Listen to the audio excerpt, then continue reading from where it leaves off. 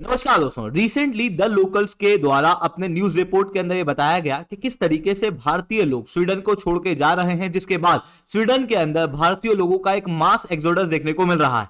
ये कहानी इसलिए भी इंपॉर्टेंट हो जाती है क्योंकि स्वीडन के अंदर सबसे ज्यादा मात्रा के अंदर भारतीय लोग देखने को मिलते हैं।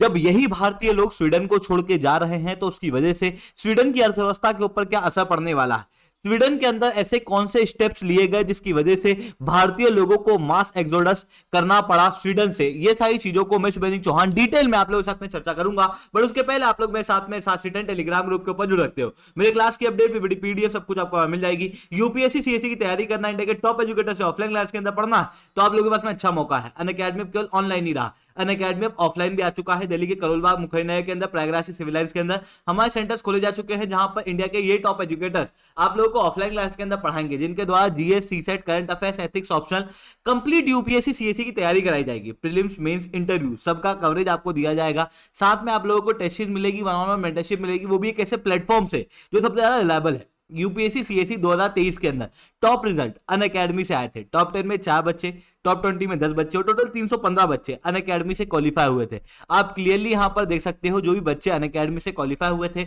मैक्सिमम हमारे प्लेटफॉर्म के ऊपर पढ़े हुए बच्चे हैं। अगर आपको भी अनअकैडमी के ऊपर जुड़ना है तो नीचे डिस्क्रिप्शन के अंदर मैंने लिंक दी हुई है, उन लिंक को खोलना, उसको फिल आउट करना, उसके बाद हमारी टीम आपको रीच आउट करेगी, कंप्लीट गाइडेंस आप लोगों को देगी आपकी प्रिपरेशन के लिए, आपको फ्री स्टडी मटेरियल दिया जाएगा। और आपका अगर कोई डाउट है कैसे अनअकैडमी को ज्वाइन करना है तो उस चीज के ऊपर भी आपके डाउट को रिजॉल्व किया जाएगा। तो चलिए दोस्तों, समझने का प्रयास करते हैं यहाँ पे हुआ क्या। देखो, स्वीडन के अंदर भारी मात्रा में भारतीय लोग पाए जाते हैं। लगभग 50,000 की आबादी 2022 के अंदर भारतीय लोगों की थी स्वीडन में। अब अगर आप नॉर्मली देखो इंडिया के रेस्पेक्ट में तो आपको लगेगा 50,000 तो कोई बहुत ज्यादा आबादी नहीं है, क्योंकि भारत में इतनी ज्यादा आबादी है। बट स्वीडन के अंदर पॉपुलेशन स्पार्स है, क्योंकि वो बहुत कोल्ड रीजन है। ऐसी कंडीशन में 50,000 लोग बहुत ज्यादा होते हैं। किसी भी देश के सबसे ज्यादा लोग अगर स्वीडन में हैं तो वो केवल भारतीय हैं।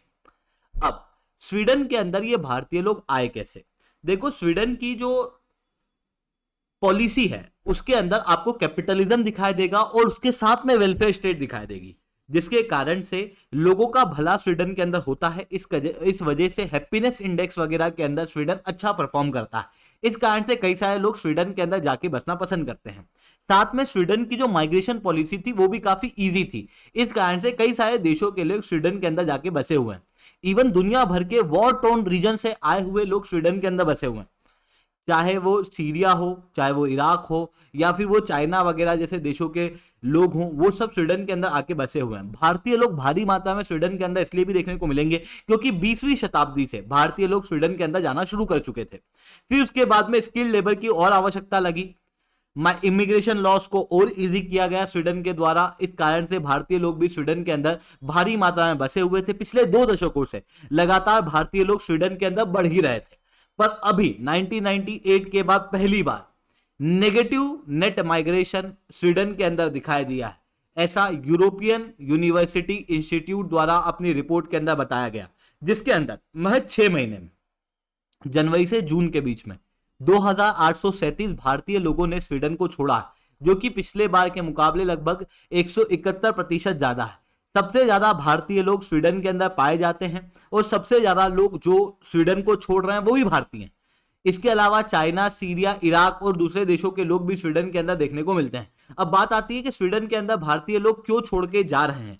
2017 के बाद अगर आप देखोगे तो एक तो स्वीडन के अंदर भारतीय लोगों की आबादी कम हो रही है, क्योंकि नंबर ऑफ न्यू बॉर्न जो इंडियन है वो कम होते हुए दिखाई दे रहे हैं। पिछले बार आप देखोगे तो लगभग 3681 भारतीय लोगों के बच्चे पैदा हुए थे। इस बार 2461 बच्चे पैदा हुए, जिसके कारण से नंबर ऑफ भारतीय ऑलरेडी कम होते हुए दिखाई दे रहे हैं। द लोकल करके ये जो न्यूज आर्टिकल है उसके द्वारा ये बताया गया है। ये स्वीडन का ही ऑफिशियल न्यूज़पेपर है। इसी के अंदर ये भी पता लगता है कि स्वीडन के अंदर अब हालत वैसी नहीं है जो कुछ सालों पहले हुआ करती थी।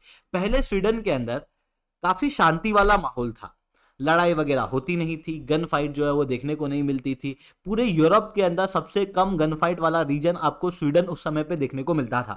पर अब स्वीडन फिर सिविल वॉर की स्थिति पे जा चुका है, ऐसा कई सारे एक्सपर्ट का कहना है। और इसके पीछे एक बड़ा कारण है इमिग्रेशन पॉलिसी। भारी मात्रा में इमिग्रेंट को एक्सेप्ट करने से स्वीडन के अंदर ये वॉयलेंस लगातार बढ़ रहे हैं। आप देख सकते हो 2017 के बाद से 2023 के बीच में लगातार गन वॉयलेंस स्वीडन के अंदर बढ़ा है। गन वॉयलेंस के अलावा चाकू वगैरह के केसेस भी बढ़ते हुए दिखाई दे रहे हैं। स्वीडन के अंदर इमिग्रेंट राइट देखने को मिल रहा है। 2022 के अंदर स्वीडन के अंदर राइट्स देखने को मिले, जिसके कारण से कई सारे लोगों की मृत्यु हो गई। लगभग 300 से ज्यादा लोग यहां पर इंजर्ड हुए थे। इवन क्राइम रेट स्वीडन के अंदर बढ़ता हुआ दिखाई दे रहा है, आप इस डाटा के अंदर देख सकते हो। और ये जो क्राइम रेट है, देखो अगर आप ये लाइट कलर देखोगे ऊपर वाला, तो ये लोग वो हैं जो स्वीडिश ओरिजिन के लोग हैं। 1985 से 89 के बीच में मैक्सिमम लोग स्वीडन के ही थे। इस कारण से क्रिमिनल भी स्वीडन के देखने को मिल रहे थे। पर अभी 2013 से 27 तक अगर आप आओगे, 2013-17 के बीच में, तो आप पाओगे कि स्वीडिश लोगों के क्राइम रेट कम हो रहे हैं, पर मैक्सिमम क्राइम यहां पर कोई कर रहे हैं तो वो इमिग्रेंट लोग हैं। इस कारण से स्वीडन ज्यादा इमिग्रेशन को अब पसंद नहीं कर रहा। लगातार इमिग्रेशन के खिलाफ वॉयलेंस होते हुए दिखाई दे रहे हैं और इन वॉयलेंस की वजह से कई सारे लोग स्वीडन को छोड़ के जा रहे हैं। वहीं स्वीडन के अंदर जो ग्रोथ प्रोस्पेक्ट है वो कम है। जैसे रिसेंटली ट्विटर के ऊपर आप कई सारे स्वीडन के अंदर रह रहे भारतीय लोग जो स्वीडन छोड़ के भारत के अंदर आए हैं, उनके ट्वीट देखोगे तो उनका कहना यह है कि भारत के अंदर ग्रोथ प्रोस्पेक्ट बहुत अच्छा है, क्योंकि भारत दुनिया की फास्टेस्ट ग्रोइंग इकोनॉमी है। इस कारण से एक अच्छा स्टार्टअप कल्चर भी भारत के अंदर दिखाई दे रहा है।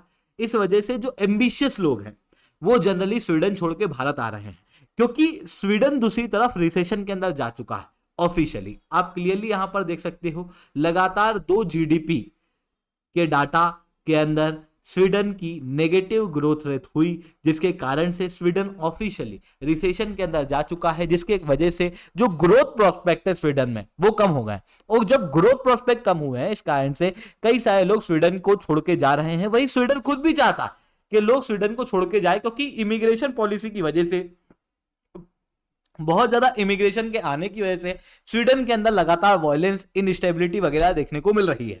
अगर आप यहां पर ध्यान से देखोगे तो रिसेंटली द लोकल्स, जो मैंने बताया स्वीडन का ही ऑफिशियल न्यूज़पेपर है, उसके द्वारा अपने आर्टिकल के अंदर यह बताया गया कि स्वीडन सरकार यह सोच रही है कि जो भी इमिग्रेंट लोग जो बाहर से स्वीडन के अंदर आए हुए हैं उनको $1000 दे और कहे कि प्लीज आप स्वीडन छोड़ के चले जाओ।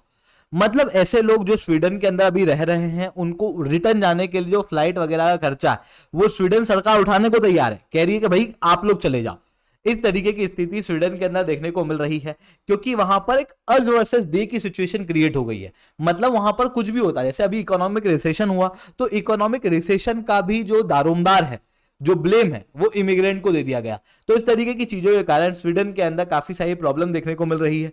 लगातार अब स्वीडन जो है वो आईटी प्रोफेशनल वगैरह को परमिट नहीं दे रहा है, तो मतलब नए लोग अब स्वीडन के अंदर जा नहीं पा रहे हो। जो स्वीडन के अंदर लोग हैं वो अपने आप को वहां पर सिक्योर महसूस नहीं कर रहे हैं। इस कारण से स्वीडन छोड़ के वो भारत की तरफ रिटर्न आ रहे हैं या फिर दूसरे देशों के अंदर अपने करियर के फ्यूचर को देख रहे हैं। आई होप ये सारी बातें आपको समझ में आई होंगी। लेक्चर अच्छा लगा हो तो लाइक करना, लेक्चर बहुत अच्छा लगा तो नीचे साथ रिटर्न कमेंट करना। यूपीएससी सीएससी की तैयारी करना, इंडिया के टॉप एजुकेटर से ऑफलाइन क्लास के अंदर पढ़ना है तो आप लोगों के पास में अच्छा मौका है। अनअकैडमी अब केवल ऑनलाइन नहीं रहा, अनअकैडमी अब ऑफलाइन भी आ चुका है। दिल्ली के करोलबाग मुखर्जी नगर के अंदर, प्रयागराज सिविल लाइंस के अंदर हमारे सेंटर्स खोले जा चुके हैं। अगर आपको हमारा सेंटर देखना है तो वीडियो को एंड तक देखना।